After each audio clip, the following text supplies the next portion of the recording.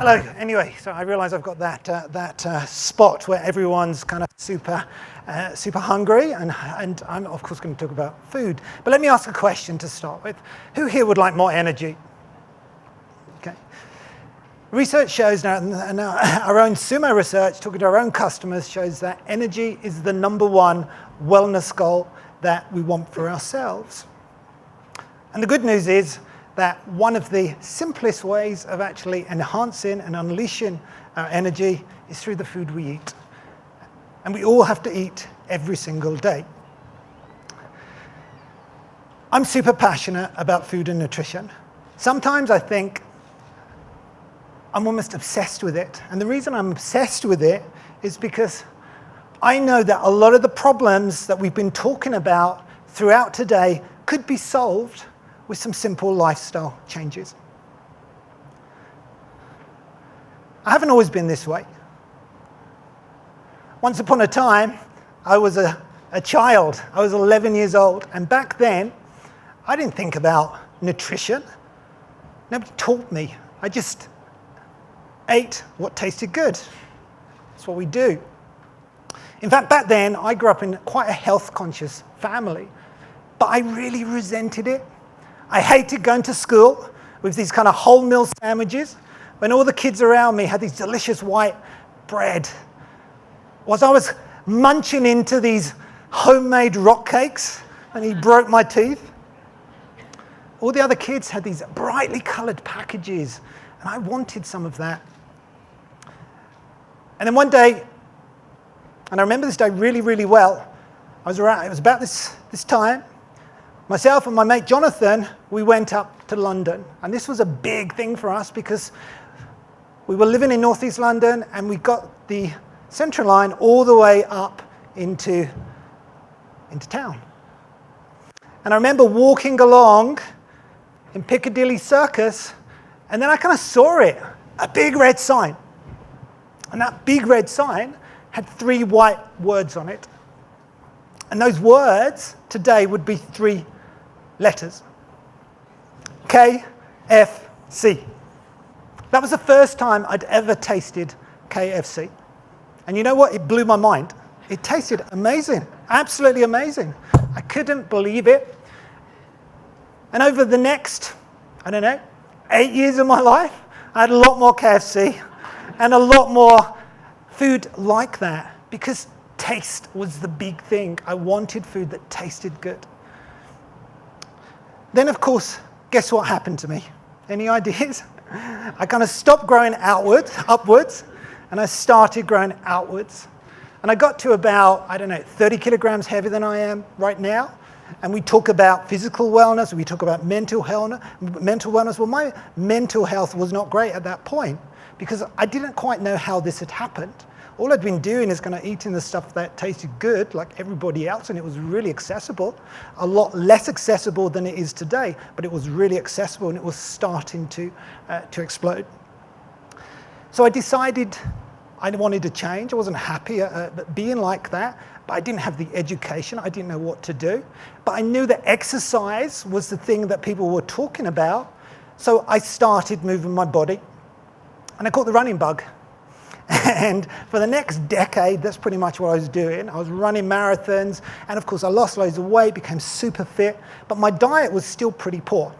So it became a very, when I look at it now with my context, it became a very sugar, to be honest. I was having drinks to fuel my body. It was all about performance. I'd have all these gels and everything, loads and loads of white bread, and that's kind of how I functioned, but I felt that I had the recipe for health. I felt I'm running, that's good enough. But I was wrong, because by this point, my nutritional education, so I'll just take that, just say that off for 1 second. My nutritional education took the next big leap in 2008, and by this point, I'd become Chief Marketing Officer for a company called RBI, based out in London, part of the Relics Group. Oh, going the wrong way.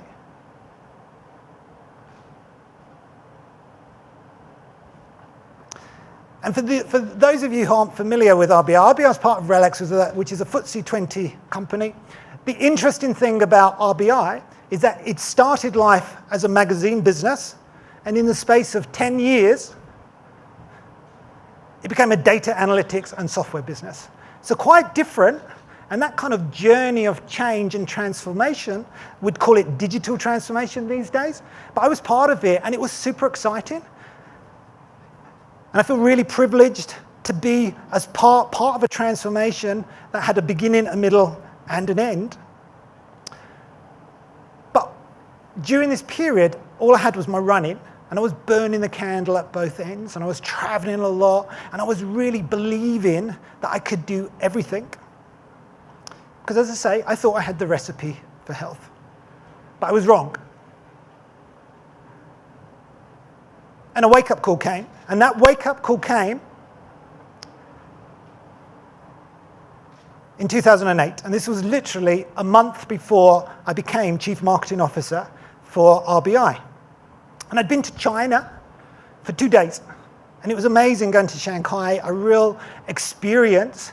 But what I didn't realize was that I'd picked up a virus. Because when you're traveling, and we've talked about this through the course of the morning, when you're traveling, that puts your body under a lot of stress. I picked up a virus, and that virus impacted my heart rate. And I didn't actually know that until I was back in London, and I was running along the River Thames, and it was kind of an amazing day because it had a blue sky, which is very kind of unusual in London, to be honest. But I was running, it was a perfectly normal day, I was kind of listening to my music, and I had that kind of runner's high, and if you're a runner, you know exactly what I mean. But then suddenly, the world went black, and I collapsed. And I woke up to find myself in Kingston Hospital with all these wires attached to me.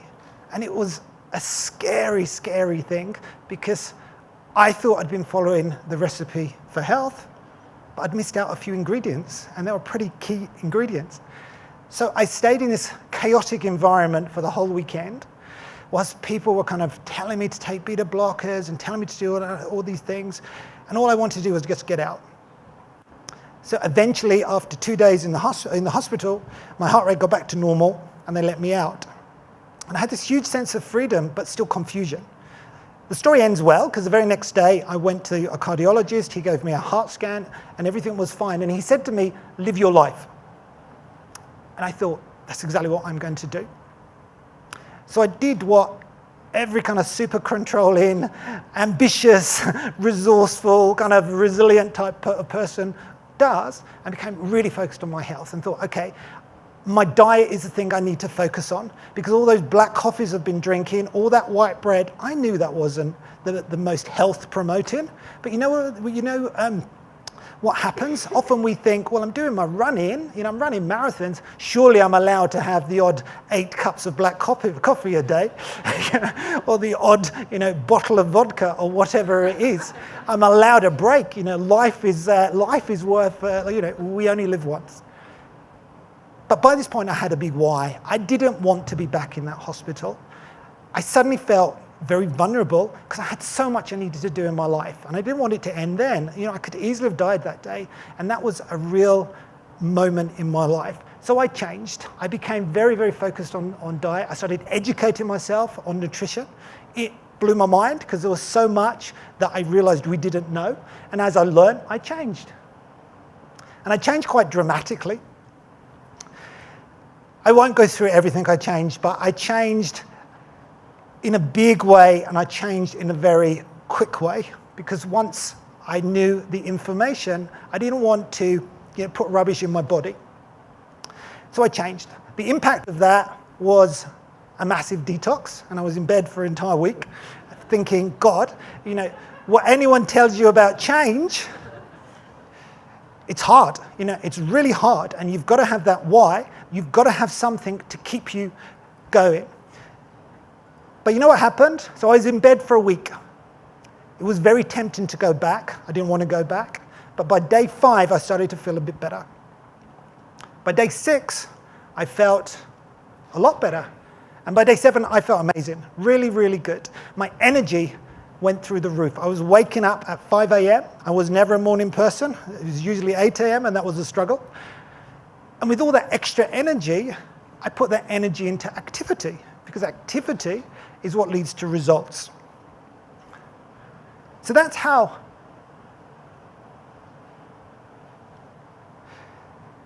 it was.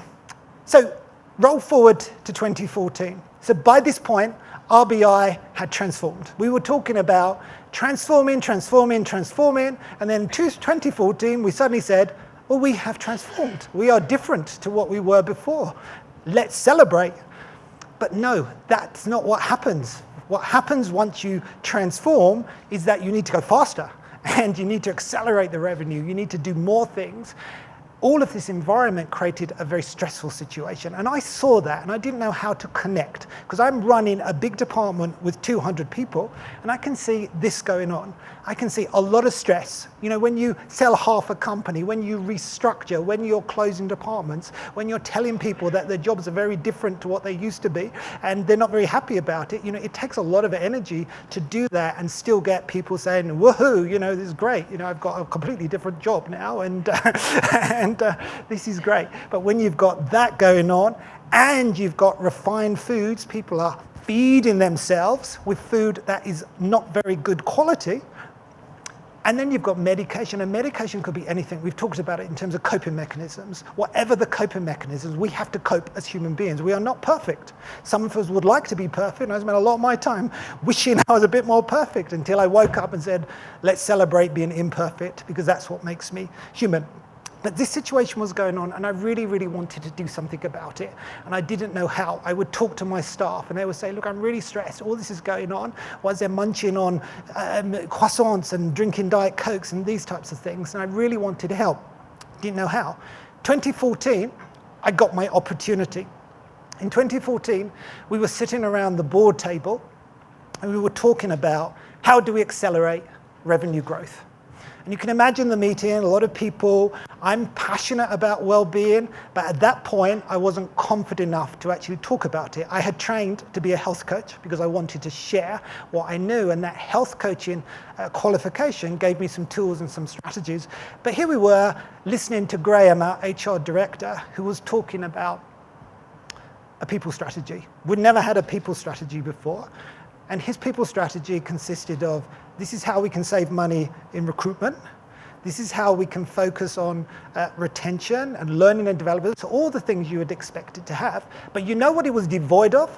We didn't talk anything about human health. We didn't talk about passions or wellness or any of those things. But what that meeting did for me was inspire me to go on a journey of discovery, which ultimately led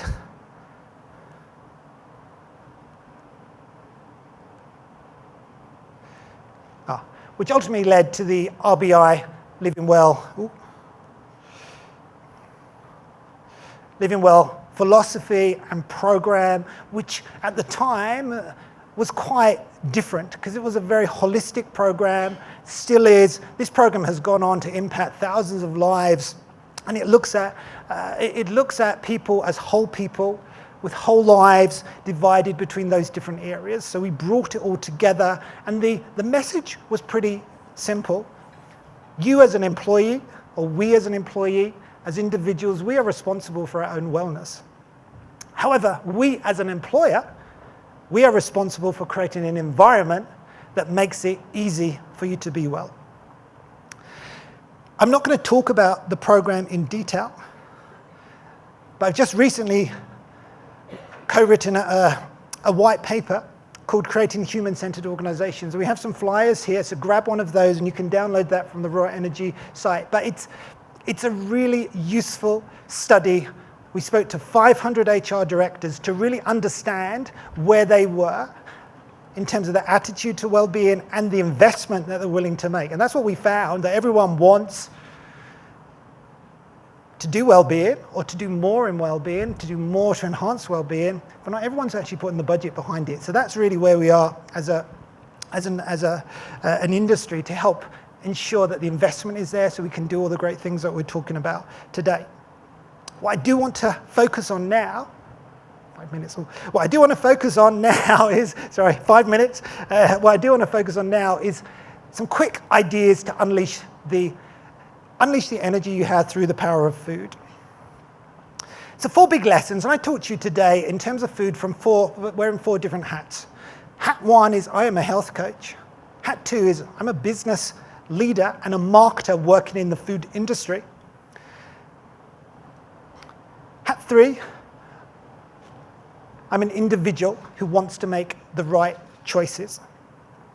But there are 4 things that I've learned, because if you're trying to enhance and upgrade the food in your organization, then watch out for these things, because often corporate well-being programs talk about food, but it often fits in the too hard basket. Certainly that's what I did. I was very passionate about food, but there are lots of obstacles, and the obstacles are food is really personal. No one likes to be told what to eat and drink. I made a lot of mistakes. I organized a big conference like this for a lot of marketing people, and I decided that everyone would have fruit and salad.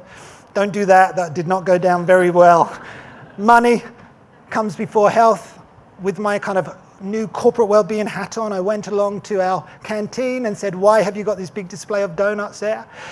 Please remove them and replace them with fruit. So he came along with his sales figures and said, look, no one wants healthy food. The donuts are what's popular.